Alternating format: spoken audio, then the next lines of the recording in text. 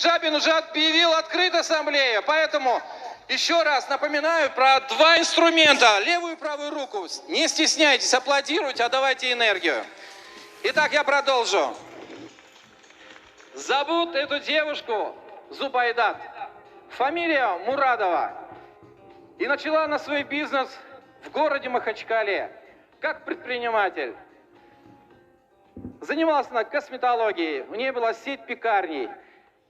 И ее имя в городе знали люди, ее уважали в этом городе. И женщины, и мужчины, и дети. Почему? Потому что она занималась очень серьезным делом. Она выпекала хлеб. Она помогала девушкам и женщинам быть красивыми. Но в 2017 году она приняла решение заняться сетевой индустрией. И за 2 года она построила сеть 100 тысяч человек. Друзья мои, 100 тысяч человек за 2 года. Ее бизнес представлен. Смотрите, очень важная цифра. Ее бизнес представлен в больших городах. Она за 2 года вошла в топ-7 компаний. В топ-7 компаний за 2 года, друзья мои. И получила признание от президента компании, вошла в президентский совет. Как я уже сказал, она молода, она юна. Она является мамой 3 замечательных дочек. И опыта работы на сцене у нее...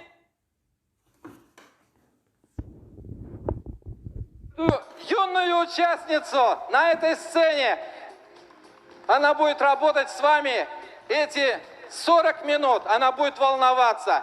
Но я знаю, что вы опытные, что вы ее поддержите, что вы будете внимательно слушать, что же делал человек такое, чтобы построить дистрибьюторскую сеть в 100 тысяч человек. Итак, встречаем, дамы и господа, спикер Ассамблеи сетевых предпринимателей Зубайдат Мурадова.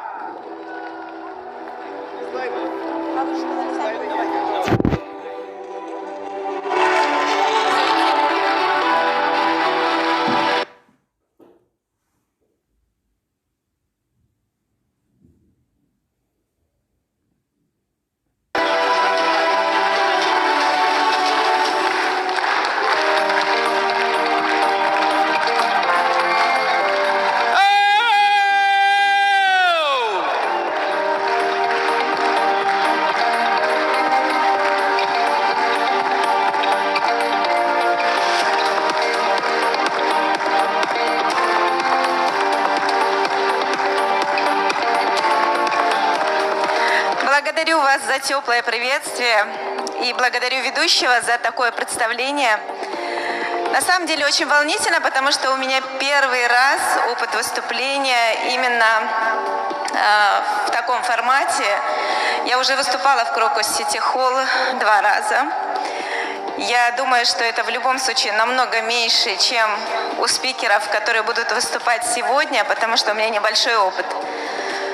Волнительно, но я сегодня все-таки решила выступить на этой сцене, потому что именно через свои страхи, именно тогда, когда мы себя внутренне где-то ломаем, выходим через свою зону комфорта, именно таким образом мы растем.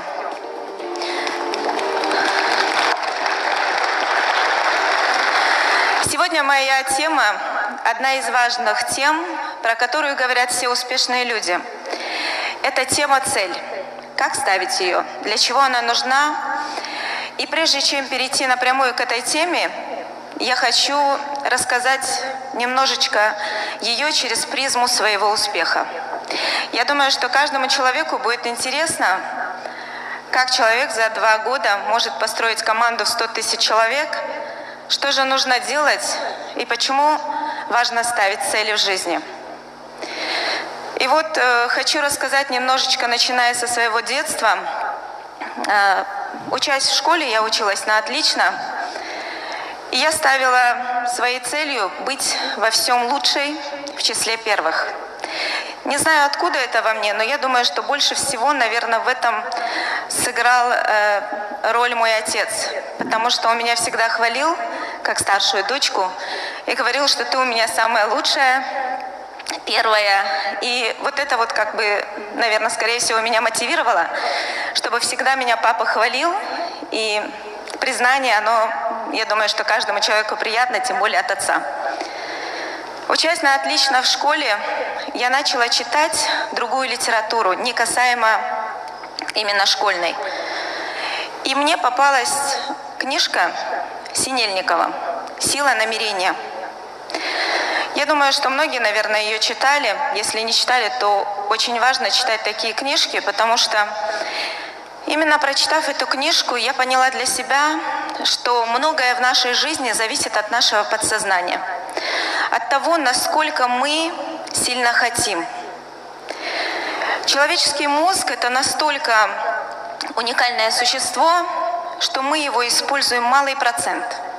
Если мы будем его использовать хотя бы на 10%, то люди могут очень много всего. Элементарно самолеты изобрел человек, корабли – человек, полетел в космос – человек, ракета. Это просто нечто невообразимое. Поэтому человек может очень много всего, конечно, благодаря Богу. И прочитав эту книжку, я для себя решила, что я буду ставить самые амбициозные цели. Я поставила себе цель стать миллионером. Когда я об этом говорила своим одноклассницам, надо мной смеялись. Когда я им показывала книжку, которую я читала, они не понимали, как тебе эта книжка может быть интересна. После этой книжки я начала читать очень много других книг, именно касаемо подсознания, психологии. И я поняла, что нет для человека ничего невозможного. Поставив эту цель, закончив на отлично школу, я поступаю в мединститут, медакадемию. Обучилась на врача. Врача-терапевта, потому что мой папа хотел, чтобы старшая дочь была врачом. Но я не хотела стать врачом.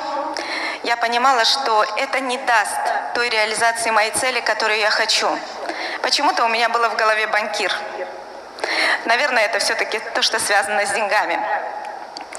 Но раз папа захотел, опять-таки, чтобы не разочаровывать своего отца, я иду в медакадемию, заканчиваю медакадемию опять-таки на отлично, устраиваюсь работать врачом в клиническую больницу. 1,5 года поработав в больнице, я понимаю, что это не то, что я хочу. И это не приведет меня к желаемой цели. Я понимаю, что врачам очень сложно, либо это очень много лет отработать, потом ты устраиваешься в частную клинику, но твоя вся жизнь проходит в стенках, в рамках клиники. Ты не будешь успевать путешествовать, отдыхать, проводить много времени с семьей, а я не этого хотела. Я очень хотела быть обеспеченной, но при этом свободу. И через 1,5 года я решаю уйти с клинической больницы, на что я слышу очень много критики со стороны.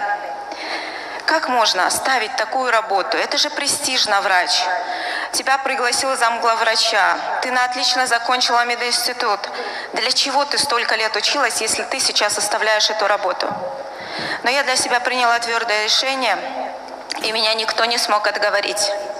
Вот как раз то, о чем говорил Игорь, нужно принять твердое решение. Тогда, когда вы принимаете твердое решение, вы ставите перед собой цель, никто вокруг не может вас отговорить. Летящая стрела к цели, она пейзаж не наблюдает.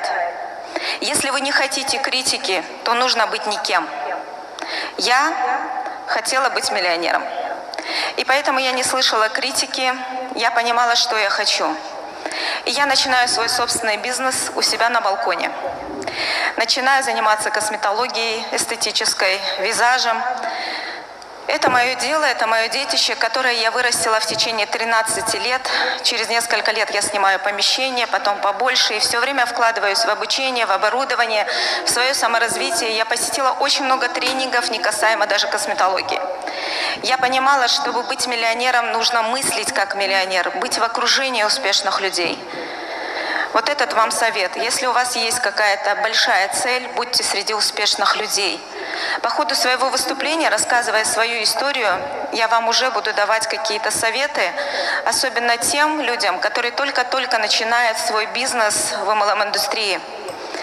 Либо тем, кто еще не принял решение сюда идти. Хочу сказать, что сюда не нужно идти, сюда нужно бежать. Потому что это возможность действительно реализоваться как личность и возможность действительно зарабатывать очень большие деньги. При этом нет потолка. И вы можете помочь огромному количеству людей быть успешными и богатыми. И если у вас продукт здоровья, то еще и здоровыми. И вы знаете, что сетевую индустрию я для себя точно не рассматривала. Развивая свой бизнес в течение 13 лет, я вышла на доход хороший, я стала успешным предпринимателем, я завоевала авторитет, я была косметологом международного уровня, обучалась в разных странах и в своих кругах была известной в городе, открыла филиал Московского учебного центра, мы обучали специалистов сетевой индустрии, параллельно открыла еще один бизнес. Но все это, сложенное вместе, мне не давало то, что я хотела. Я так и не стала миллионером. И поняв, что нужно что-то другое делать, я нахожусь в поисках. Я думаю, чем бы еще заняться? И я начинаю рассматривать разные варианты франшизы. Сейчас, говоря в своем выступлении, я говорю, как я поставила цель, и я к ней шла. То есть вам нужно задать мозгу задачу. Настолько ее надо конкретизировать, чтобы мозг начал искать пути реализации. И вот в момент поиска, когда я нахожусь в поиске, чем бы заняться, на моем пути встречается сетевая индустрия. Я просто приобретаю для себя продукт, и в течение 3 недель меня уговаривают зарегистрироваться в сетевую компанию. На что я категорично говорю «нет», потому что я была ярым скептиком сетевого бизнеса, я его не рассматривала. И более того, когда мне делали предложение MLM-индустрии, я говорила, если хочешь быть со мной в хороших отношениях, про это мне не говори. То есть настолько была закрыта. Вы понимаете, что если меня смогли привести в сетевую индустрию, то любого человека можно привести. Я это поняла тогда, когда я уже оказалась в сетевом. Попав на презентацию одной компании, я поняла, что это лучший инструмент для реализации моей цели.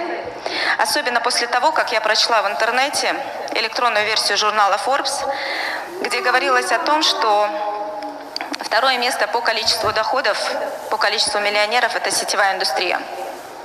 После нефти и газопромышленности. Я поняла, нефть и газопромышленность – это не про меня. Вот сетевой все-таки стоит рассмотреть. И тогда, когда я попала на презентацию, я прям по пунктам услышала все, что я хотела. Первое – это свобода. Свобода передвижения, то, что я хотела. Меня это зацепило. То есть я могла вести этот бизнес, где бы я ни находилась. В декабре я находилась на Мальдивах за счет компании. Я прекрасно вела оттуда бизнес, мои товарообороты росли. И вы понимаете, что это замечательно, когда ты можешь отдыхать и параллельно еще и вести бизнес. В отличие от традиционного бизнеса, когда я уезжала, мой бизнес, он страдал. 2-й пункт, который меня зацепил, это, конечно же, то, что нет потолка. То, что ты можешь зарабатывать столько, сколько хочешь. А мое сознание уже было готово к большим деньгам. И я понимала, что вот оно то, что я искала. В жизни никогда не бывает случайностей. И если вы себе поставили какую-то конкретную цель, я вам очень советую приглядываться ко всякой возможности, которая попадается у вас на пути. Следующее, что для меня было очень важным, когда мне делали предложение, то, что я могу помочь большому количеству людей. Я очень хотела приносить пользу людям. И именно сетевая индустрия – это то, что сегодня дает возможность любому человеку, не имея больших денег, построить свой собственный международный бизнес. Это я уже знаю на собственном примере. И сегодня очень много партнеров в моей структуре благодарны мне за этот шанс, за эту возможность, так же, как я благодарна своим наставникам и, соответственно, руководству компании. Следующее, что меня зацепило в сетевой индустрии, то, что путешествия. Ну и плюс очень большие бонусы от компании, которые помимо денег идут. Путешествовать — это тоже была моей одной из мечт. И вот, придя уже в компанию, увидев этот инструмент, взяв его и поняв, что везде нужно стать профессионалом для того, чтобы зарабатывать большие деньги, я поняла, что мне нужно этому бизнесу учиться. Я никогда не была в сетевом бизнесе, и абсолютно без опыта, придя сюда, я начала разбираться в нем. Я просто начала делать предложения. И на мою энергетику, на мои эмоции, на мою уверенность начали присоединяться люди. И, конечно же, на мою цель. Когда я пришла в компанию, на 3-й, на 4-й день я начала проводить презентации. И на каждой из презентаций я говорила, что я в конце года выйду на доход больше, чем в 500 000.